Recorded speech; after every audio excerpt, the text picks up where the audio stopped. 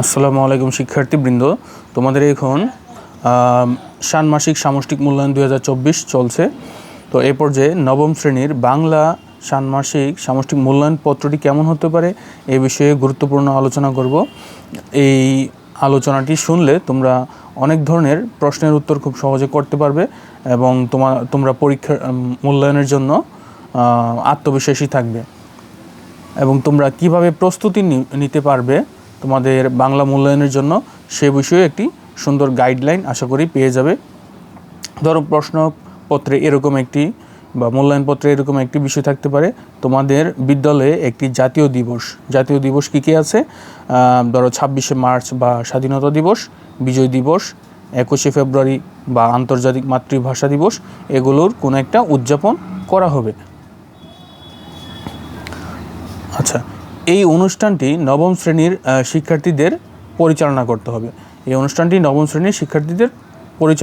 হবে। তাহলে এই পরিচালনা করতে গেলে হঠাৎ করে এই অনুষ্ঠান পরিচালনা করা সম্ভব নয়। তাহলে তাদের কি করতে হবে? ধরো তোমাদের প্রথমেই একটা কাজ দেওয়া থাকবে, জোড়াই কাজ। তোমরা কি করবা? এই অনুষ্ঠান পরিচালনার ব্যাপারে পরামর্শ নেওয়ার জন্য কাদের সাথে কথা বলা যেতে পারে তাদের একটা তালিকা তৈরি করো। এবং তোমার যে জোড়াই কাজ, তো তোমার সাথের যে সহপাঠী থাকবে তারও একটা তালিকা তৈরি করতে হবে। তো তোমার নিজের তালিকা এবং তোমার সহপাঠীর তালিকা, দুইটি তালিকা ধরো করলা। ধরো এটা তোমার নিজের তালিকা আর এটা তোমার সহপাঠীর একটা তালিকা। এখন এটা ধরো একটা কাজ হলো, তোমাদের একটা কাজের একটা অংশ চলে গেল। তারপর এবার বলা হবে কি, উপরের তালিকা থেকে যে কোনো একজনের নাম বাছাই করো। বাছাইকৃত ব্যক্তির সাথে একটি কথোপকথন বা তোমরা অনেকে ডায়ালগ কথাটার সাথে বেশি পরিচিত, একটা ডায়ালগ তৈরি করবা। এখন এই যে তোমরা একটা কথোপকথন তৈরি করবা, সেখানে কি কি বিষয় খেয়াল রাখবা সেটা দেখো। এই কথোপকথনে সর্বনাম ও ক্রিয়ার মর্যাদা বজায় রেখে কথা বলতে হবে। তারপরে লিখিত মাধ্যম ও যান্ত্রিক মাধ্যমের ব্যবহার করতে হবে। তোমরা মর্যাদা বজায় রেখে যোগাযোগ করা, বা তোমাদের যে প্রথম যে অধ্যায়টি ছিল সে অধ্যায়টিতে এরকম যান্ত্রিক মাধ্যম ব্যবহার করে যোগাযোগ, তারপরে লিখিত মাধ্যম ব্যবহার করে যোগাযোগ, এই বিষয়গুলো ছিল।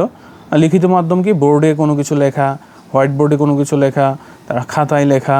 তারপরে যান্ত্রিক মাধ্যম হলো মোবাইল ফোন, টেলিফোন, এগুলোর মাধ্যমে যদি তুমি কথা বলো তাহলেও সেটা যান্ত্রিক মাধ্যম ব্যবহার করে একটা কথোপকথন হচ্ছে।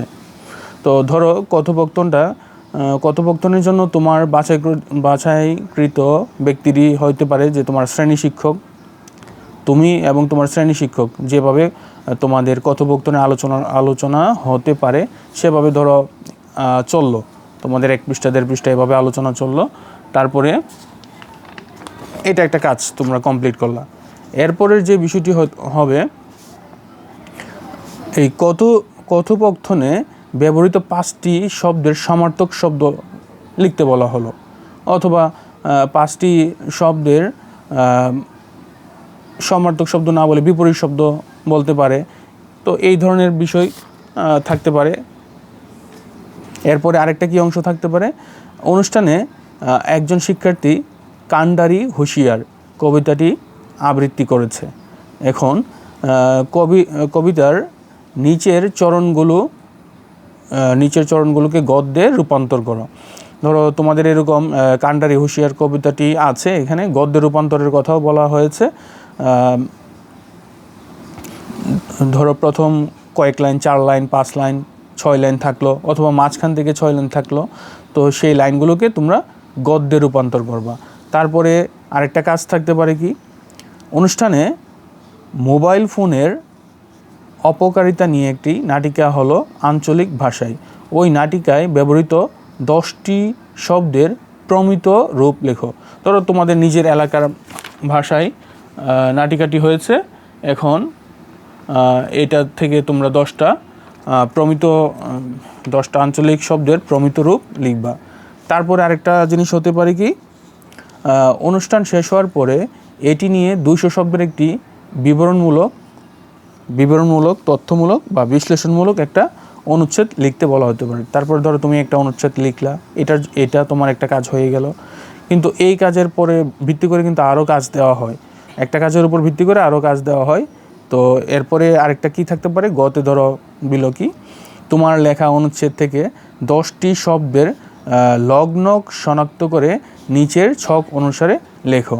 তোমরা জানো শব্দের লগ্নক বের করার একটি চ্যাপ্টার রয়েছে, শব্দের লগ্নক নিয়ে আলোচনা করা হয়েছে একটি অধ্যায়ে। তো সেটা কেমন হতে পারে, ধরো একটা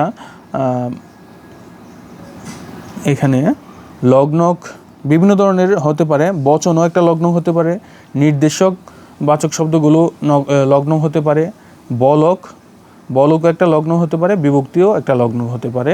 তো এগুলো এরকম তোমার অনুচ্ছেদের মধ্যে এই শব্দগুলো থাকবে। অনুচ্ছেদ থেকে এই শব্দগুলো আলাদা করে বের করে লিখবা, এবং কোনটা কোন ক্যাটাগরি, এই সবগুলোর মধ্যেই লগ্নক লাগানো আছে। এখন কোনটা কোন ক্যাটাগরিতে পড়বে সেটা তুমি নির্বাচন করবা। তো এছাড়াও তোমরা একটু ভালো করে খেয়াল করবা যে তোমাদের সিলেবাসে যে বিষয়গুলো আছে সেই বিষয়গুলো কোনো না কোনোভাবে প্রশ্নের মধ্যে থাকবে। তো কোনো না কোনোভাবে ওই বিষয়গুলোকেই তোমাদের দিয়ে করানোর চেষ্টা করা হবে। তো আজকে এই ছিল নমুনা মূল্যায়নপত্রের আলোচনা। সবাই ভালো থাকবে, সুস্থ থাকবে, তোমাদের মূল্যায়ন অনেক ভালো হোক সেই কামনা করছি। সবাইকে অসংখ্য ধন্যবাদ।